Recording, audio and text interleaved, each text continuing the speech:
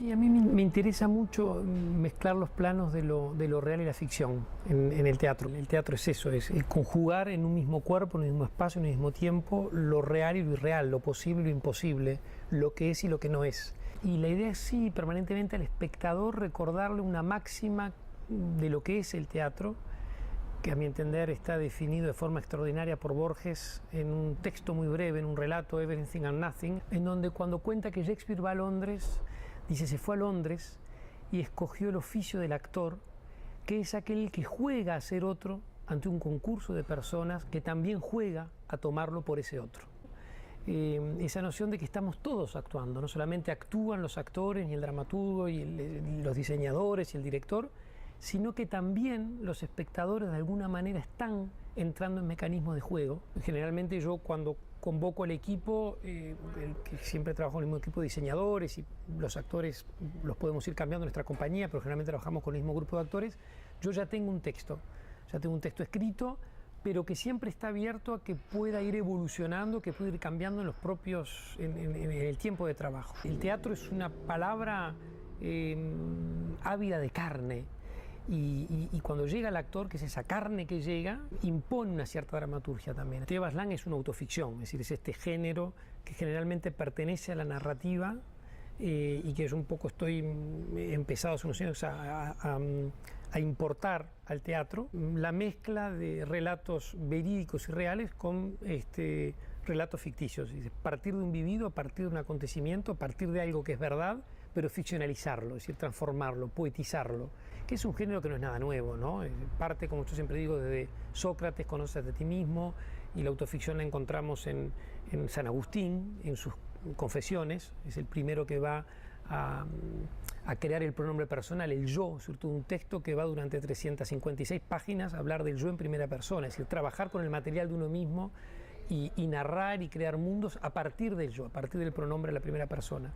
También está en San Pablo, en sus epístolas, en Santa Teresa de Jesús, después viene Montaigne con sus ensayos, donde él dice el material de trabajo voy a hacer yo mismo, después va a venir Rousseau con sus confesiones, se inscribe en toda una línea que trabaja con el yo, con uno mismo, pero como una forma de buscar al otro. Aquello que también decía Rimbaud, ¿no? Es decir, je est un autre, yo soy otro, yo es otro, de alguna manera yo soy otro también.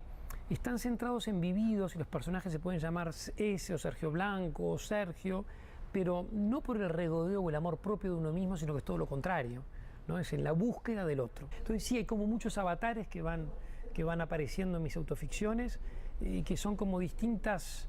Es muy distinto el personaje de ese, del personaje de Leila de Narciso, del personaje de Ostia, del personaje del El Ramiro de Düsseldorf, en donde aparecen distintas formas de uno, ¿no? A partir de los traumas de uno quizás, pero buscando tramas.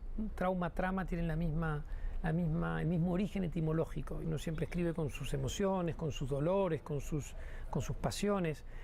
En la autoficción hay algo más reivindicado, ¿no? Que uno reivindica la presencia de la historia de uno en su propia producción. En los últimos tiempos sí, me interesa mucho, inmediatamente después de escribir una obra, me interesa inmediatamente ponerla en escena, llevarla a escena. Pero también me interesa dirigir textos de otros y que otros dirijan textos míos. Y eso para mí es una experiencia maravillosa, de ver cómo la obra que uno dirigió y ver cómo otros directores y otros actores la representan siempre otro director viene a ver un montón de cosas que uno no vio, como otro entra en el mundo que uno creó y crea su mundo, ¿no? Y le hace decir sus cosas a la obra de uno. Una obra no dice nada en realidad, una obra es una invitación a decir cosas, creo que es el equipo que la toma, que le hace decir un montón de cosas. La tecnología para mí es muy importante, trabajar yo siempre digo bienvenido a todo esto que está pasando, ¿no? La mirada se ha diversificado en estos últimos años, el ojo ha estallado, el siglo XXI es el siglo de la mirada, el siglo XX fue el siglo de la imagen, el XXI es el siglo de la mirada,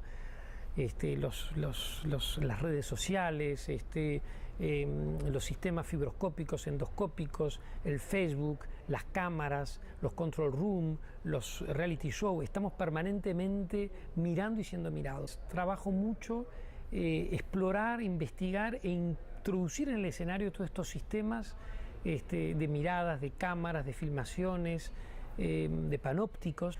El ojo que nos viene a ver al teatro es un ojo que está formado y parasitado ya por la tele, por los links, por internet, por las series televisivas. Entonces nosotros no podemos oponernos a ese ojo. Los ojos que nos vienen a ver son ojos que están necesitando que uno relate algo en un desparpajo de imágenes, en una poética del caos, de lo caleidoscópico. Hoy en día el ojo puede ver 4 o 5 cosas al mismo tiempo. Hace unos años no podía hacerlo. El ojo se ha completamente desconstruido de alguna manera y mis espectáculos tratan de ser consciente de lo que está pasando con ese ojo. Que sin lugar a dudas mi base de formación es la filología, el estudio de la lingüística, del lenguaje, de las letras, de las lenguas, lo cual ha sido esencial para mi formación, sin lugar a dudas, como hombre de letras, porque un dramaturgo es ese híbrido que está entre dos mundos, el mundo de las letras y el mundo del escenario. Me ha enseñado mucho en la logística también a la hora de lo que es la ingeniería de escribir y de trabajar, porque el ejercicio de la escritura, de la dirección teatral, es un puro ejercicio de ingeniería, de construcción, desconstrucción, armado. Una obra de teatro es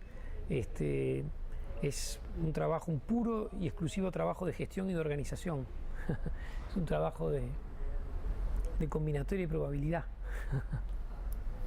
En el teatro, sin lugar a dudas, existe lo dramático, pero también esa instancia de narrativa que tiene el teatro del relato, ¿no? El teatro es el cruce de varios ejes. Hay un eje intraescénico entre la escena, pero también hay un eje extraescénico. Todo lo que pasa en la escena le está hablando a los espectadores. Yo reivindico mucho ese convivio, reivindico mucho ese trabajar con ese eje que sale del escenario y que va hacia el público. Entonces sí, mi teatro trabaja mucho, es un teatro que está permanentemente relatándole al espectador, ya sea en formas absolutamente directas y direccionales, como es el caso de La ira de Narciso, que es un monólogo, o Cassandra, pero también en obras como Tebas, como El Vladimiro de Düsseldorf. En Tebas es muy claro, el personaje de ese está jugando todo el tiempo entre ese eje teatrón, entre ese relato y entrar a la escena y entrar en esos ejes intraescénicos.